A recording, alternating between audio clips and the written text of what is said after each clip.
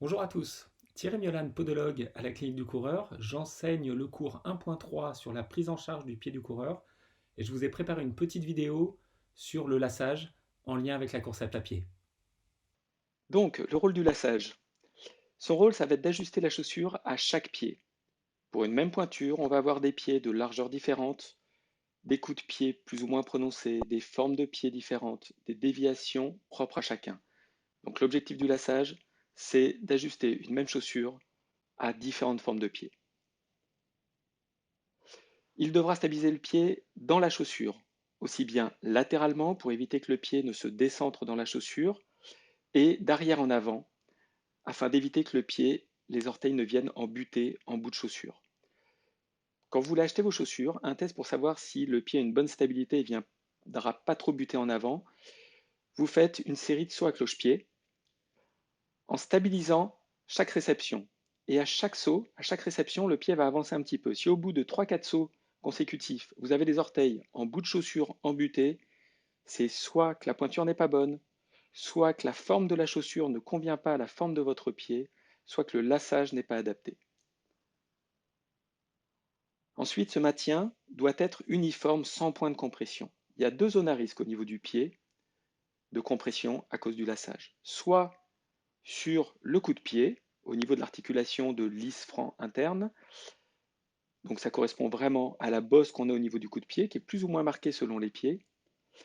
Soit deuxième localisation, au niveau des tendons des releveurs du pied, sur la partie haute du lassage. On a trois tendons, le tibial antérieur, le long extenseur de l'hallux, le long extenseur commun des orteils. Si on a un serrage qui est trop important à cet endroit-là, ça va agresser la gaine des tendons et on peut avoir des pathologies comme des ténosynovites qui sont déclenchées uniquement à cause du lassage, d'un serrage inadapté. Ensuite, ce lassage, idéalement, il doit être ajustable selon les conditions. Sur une course, on va dire sur un trail un petit peu long, le pied va se modifier un petit peu au niveau de sa largeur, au niveau de son volume, et les besoins d'être contenus dans la chaussure vont varier selon le type de dénivelé que l'on aura. Donc, dans des descentes, on va avoir besoin d'avoir un pied bien stable, bien maintenu pour pas qu'il glisse dans la chaussure, et dans des zones plus plates, on peut avoir besoin d'être plus au large, d'avoir un peu plus de confort. Donc, intéressant de pouvoir ajuster son lassage en fonction des conditions. Ensuite, le lacet devrait être résistant, il ne faut pas qu'il vous lâche pendant une course, et si possible, il doit être compact. Attention aux boucles de lacet qui traînent, qui peuvent s'accrocher dans des racines, dans des branches. Ça n'arrive pas souvent, mais si ça arrive, ça peut être l'origine de chutes dangereuses. Donc, c'est important de pouvoir compacter le lassage et qu'il n'y ait rien qui traîne. Maintenant, on va voir différentes techniques pour personnaliser le lassage. Je vais prendre les cas principaux. Une règle sur toutes ces techniques, c'est d'être le plus simple possible. Plus c'est simple, plus c'est efficace. On va prendre les problèmes de besoin de largeur au niveau de l'avant-pied, pour des avant-pieds naturellement larges, qui sont souvent à l'étroit dans les chaussures, ou pour des pathologies comme les syndromes de Morton, des bursites intermétatarsiennes, ou par exemple des déformations spécifiques, hallux valgus, quintus varus, griffe d'orteil. Le principe, ça va être de libérer les œillets qui sont au niveau de l'avant-pied. On va libérer un, un rang, voire deux rangs si besoin, pour qu'il n'y ait aucune compression due au lassage de la chaussure, que le mesh soit le plus au large possible. Là, c'est le cas d'un hallux valgus. On peut faire une petite variante où on va venir uniquement libérer l'œillet en regard de la déformation pour avoir le meilleur maintien sur tout le reste de la chaussure. Si on a une compression du coup de pied, ça va être exactement le même principe. On va faire en sorte qu'il n'y ait aucun passage de lacet sur la zone sensible. Deux exemples assez proches où le lacet ne vient pas croiser. Je ne donne pas de montage précis parce que ces systèmes varient en fonction de la chaussure, de la localisation des œillets, de la localisation de la gêne. Donc c'est à chacun de trouver un système. Prenez 5-10 minutes, faites des tests et arrivez à libérer la zone sensible. Les pieds qui glissent en avant, les sujets, les coureurs qui sont sujets aux ongles noirs, aux ongles qui viennent taper, qui tombent quelques semaines après, l'objectif, ça va être d'empêcher le pied de trop glisser en avant dans la chaussure. Donc on va chercher à faire remonter le serrage le plus possible. Donc on va utiliser ce deuxième œillet qui est présent dans la majorité des chaussures.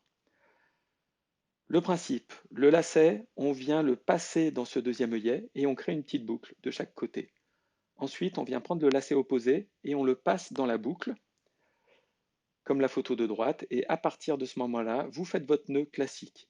Une chose importante, l'objectif de ce système de laçage n'est pas de serrer davantage. Ne comprimez pas trop la zone, on sait que ça peut créer des pathologies. Par contre, l'intérêt, c'est uniquement de remonter plus haut la tenue du pied dans la chaussure. Pour les coureurs qui ont des pieds larges, l'objectif va être de diminuer le passage du lacet sur le dessus du pied, donc on va espacer. Plein de techniques différentes. Il faut juste comprendre le principe et après, à chacun de trouver son meilleur laçage. Là, je vous ai mis deux exemples. Ça, c'est Puma qui avait sorti un modèle et ensuite Altra sur les Vanish, les dernières Vanish de Cross a sorti le même principe. En fait, c'est un mesh qui est trait avec des grosses mailles et on vient positionner le lacet où l'on veut sur le mesh pour vraiment personnaliser au mieux son laçage.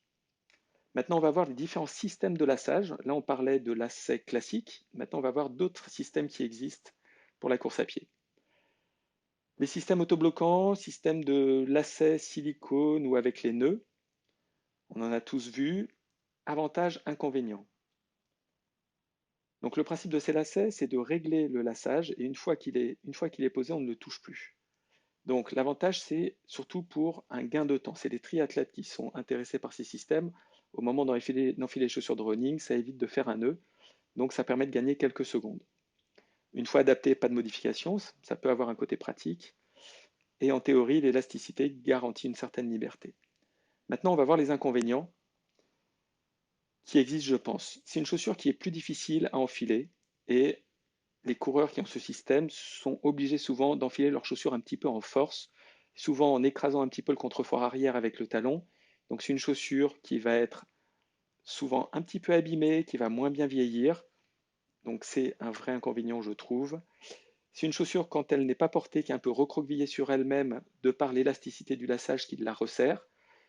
Donc idem au niveau tenue de chaussure, une chaussure qui va moins bien vieillir, et c'est un ajustement qui est laborieux s'il est nécessaire. Si pendant une course, pour X raison, vous êtes trop serré, vous avez besoin de gagner de la place, là vous allez perdre du temps, ça ne va pas être pratique. Donc globalement, c'est un système que je déconseille. Par contre, les coureurs qui sont habitués, qui apprécient ce système, on ne change rien, quelque chose qui fonctionne, on ne le modifie pas. Il existe des alternatives pour les triathlètes, c'est les systèmes BOA.